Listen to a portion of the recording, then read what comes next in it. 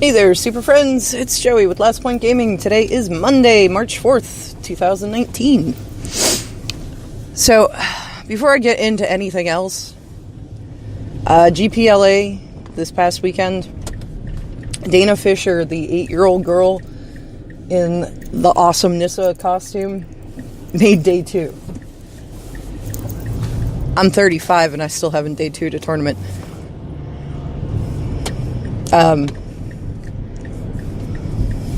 I just think it's really awesome. Wanted to shout out and, grats to her. Oh God, why is there a cop?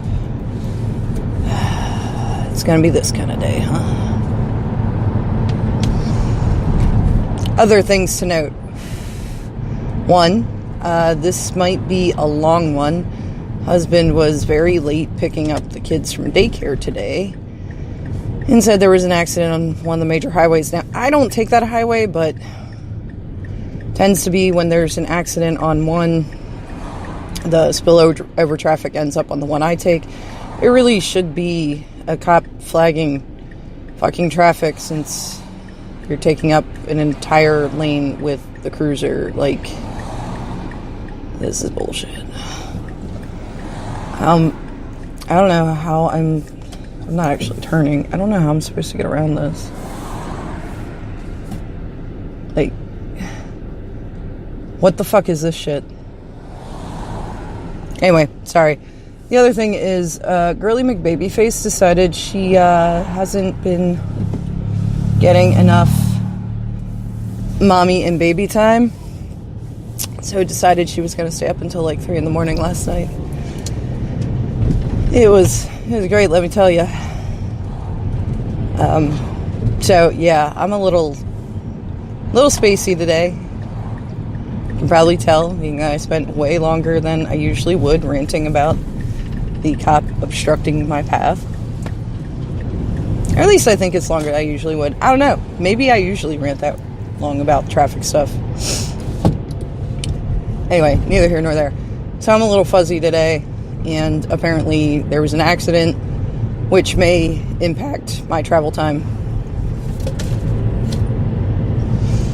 So there we go.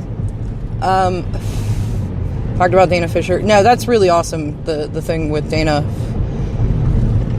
I would like to see the Junior League come back if we start seeing more of this, because I do follow her on Twitter. Mostly so I can show, Boo all this stuff. Because I keep telling her, like, I'll take her to an open or a GP for side events when she tightens up her gameplay. Like, I'm not willing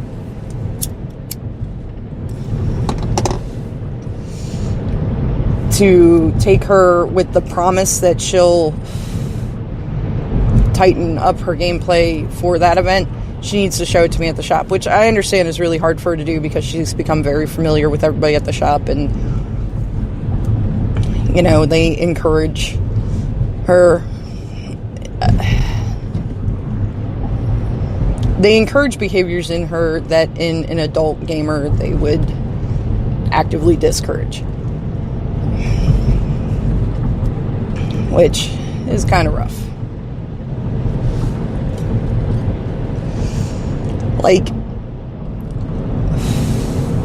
there's tolerating and saying, like, oh, okay, I get that she's young. And then there's, like, oh, isn't it so cute when she makes Wookiee noises because she's losing? No, it's not cute. It's fucking obnoxious. Like, we can admit this. And I appreciate that the community around the shop is so, welcoming to her and everything, and it does get a little bit frustrating as a parent while I'm trying to tell her, like, you can't be doing crap like that. And she does it, and her opponent's like, oh, aren't you adorable? Or, feeds into it. And, like,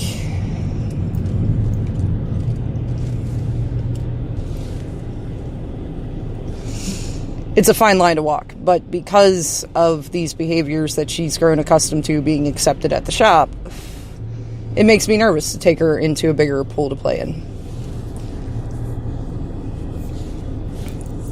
But I follow Dana Fisher on Twitter, mostly, because I also have a younger kid that plays.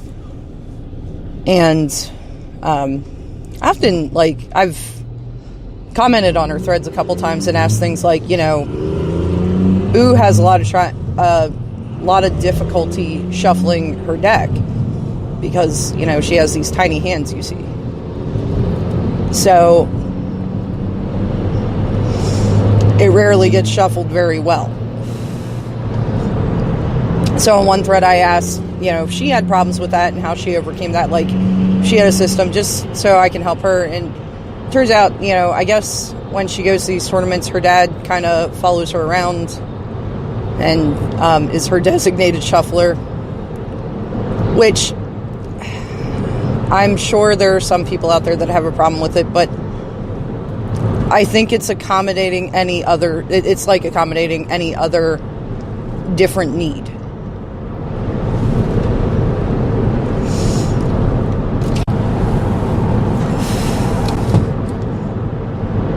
Because the rules for deck sizes in Magic are minimum 60, maximum whatever you can shuffle appropriately.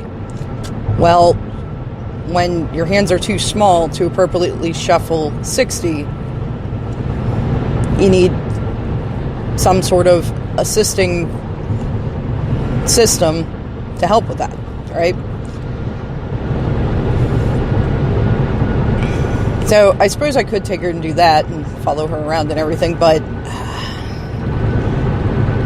I think it would be better to find her a non-Magic playing representative to do that, because even at F&M, I can't watch her play because I see her do things and I'm like, I can't say things, and I'm just not disciplined enough for it. I generally avoid watching her play. Now, if I'm in a match with her and somebody else's matches end early, one of our more experienced players, and they're kind of standing over her shoulder watching, I'll usually tell them, you can feel free to assist her because I want her to learn. And against me, that's fine.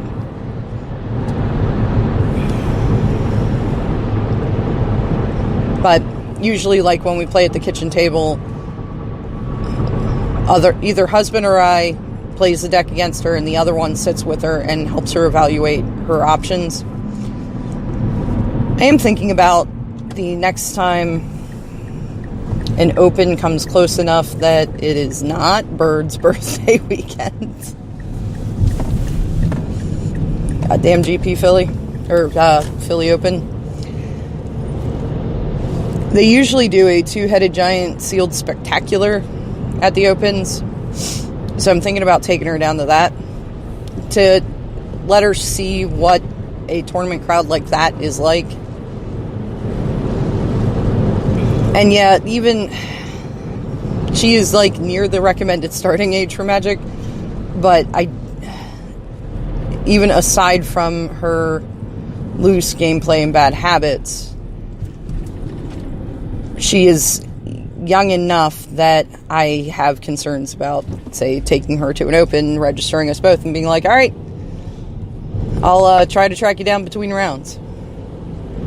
I would want, to either do side events or something that, we can do together, and maybe, if we're doing, because I think you can do, the unlimited side event pass.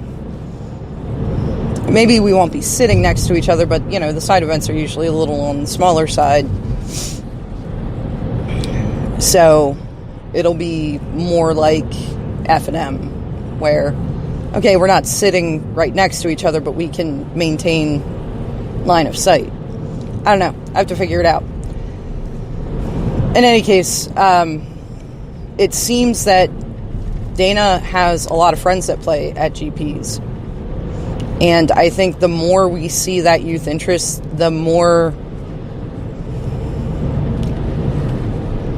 apparent it becomes that it might be time to refire the junior league. Because all those players from the 90s are now growing up and having families. And I see why the junior league kind of died out. But for her to debut in the normal crowd, that's pretty awesome.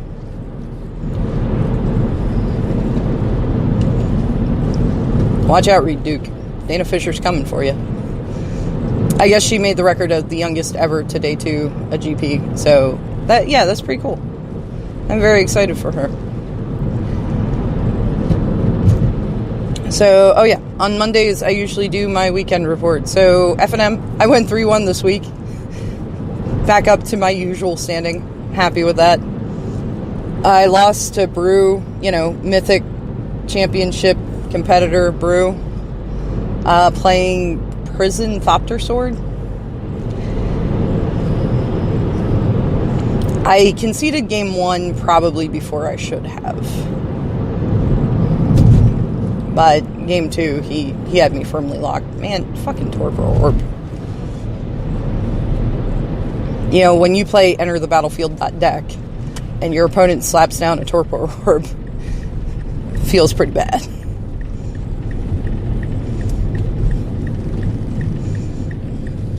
Though I did, really make him play it out game 2. I'm like, fuck it, man. I don't got much better to do. So, you're going to have to kill me this time.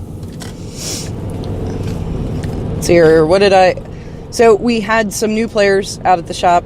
These 3 younger guys, high school age. In fact, their high school has a club.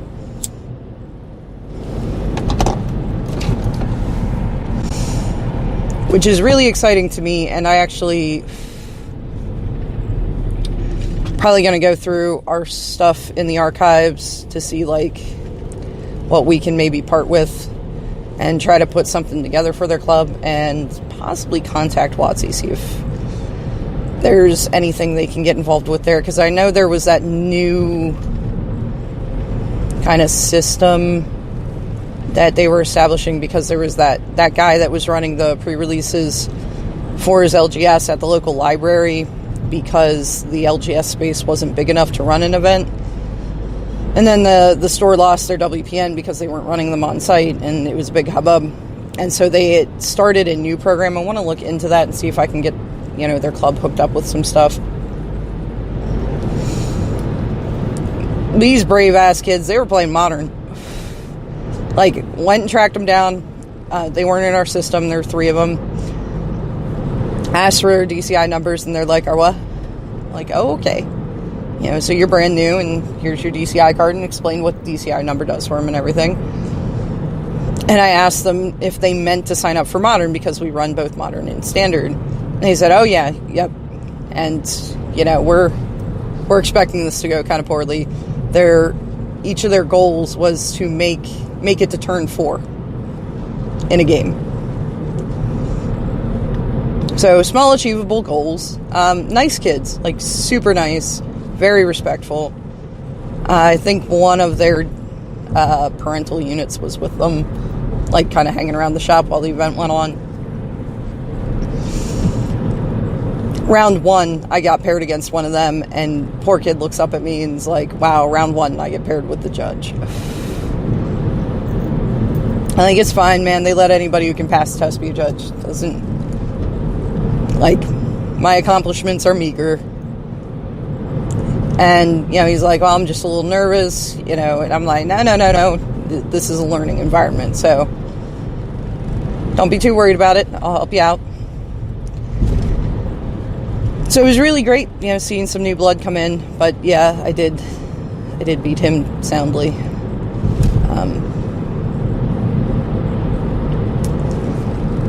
And round 2 took down Nemesis. I don't think I can really take credit for that victory. His deck was really the victor there. If his deck was mad at him, he just couldn't string together his combo pieces. And he was mulliganing, but so I don't know, maybe he was mulliganing too aggressively or not aggressively enough. I don't know. He just had a rough time. Couldn't get his engine going. And I also took down the Valakut player that took me down last week. So the last round of the night, Judge takes a bunch of, because we get a couple different promos for the season for F&M. So he takes a little bit of all of them, shuffles them together, fans them out face down, and one player from the match picks the promo. Some people leave it upside down until they're done with the match, others flip it right away, and whoever wins that match gets the promo. It's how we distribute them. And, I sit down across from Valakid, that's just going to be his name now, and a judge comes by with the promos, and he's like, you pick, and I pull one out. And he's like, flip it over. It's going to be light up the stage, and you're going to 2-0 me because I need them. Flip it over. Sure enough, it's light up the stage. He's like, yep, now you're going to 2-0 me. And sure enough, I did. I just had every preemptive disruption element I needed when I needed it. But I let him have the light up the stage anyway. I have one. And I told him that, I figure we should at least both have at least one.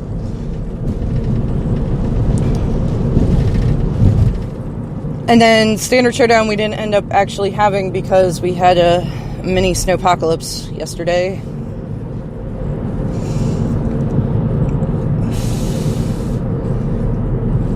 And so with it on the forecast, boss decided that he was going to close the shop early. He was closing at 4. Showdown usually starts at 1. So we could have maybe fit in a 3-round event if we would just capped it at 3 rounds. But he said he just wasn't comfortable having the event fire and having people, try to stay later than they should to play in it.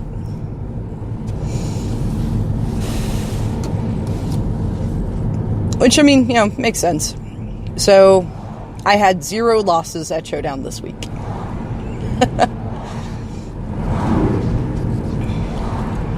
But yeah, that's what I got. I am really hoping to take Boo to do some side events at either an Open or a GP. I'd prefer an Open, just because I generally prefer Opens. And then she can get her own mat, because if you buy the Infinite Challenge Pass, you get the mat. I think the 2-headed giant spectacular thing, you get it too. And then she can carry on the family tradition of, fangirling at pros at the Open and getting them to sign her mat. Because she does watch coverage with me from time to time.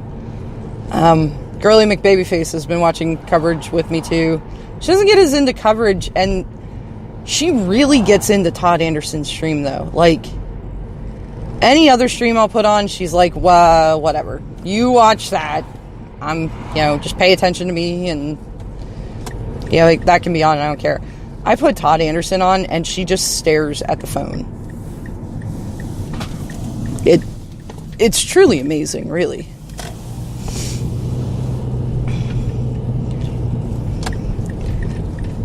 So, yeah, I don't know what it is about him that she likes so much. I think he's pretty cool too, but there are a lot of streamers I think are pretty cool that she's like, meh, whatever. But, nope, Todd, she thinks he's awesome. Wow. I'm home, thankfully. I'm so tired. So very tired. Sorry for the really shit quality today. Hopefully I'll have something, neat to talk about tomorrow. Versus series is on tomorrow, and I'm excited about that, as always. Todd Anderson tweeted out about the Versus series this week and said that they're doing something with the London Mulligan on Thursday, so I hope they're actually doing it this week, unlike last week where apparently I made up that they were gonna check into that. So, yeah, I don't know. As always, if you made it this far with me, especially on a day like today, thanks for listening, and hopefully I'll talk to y'all tomorrow.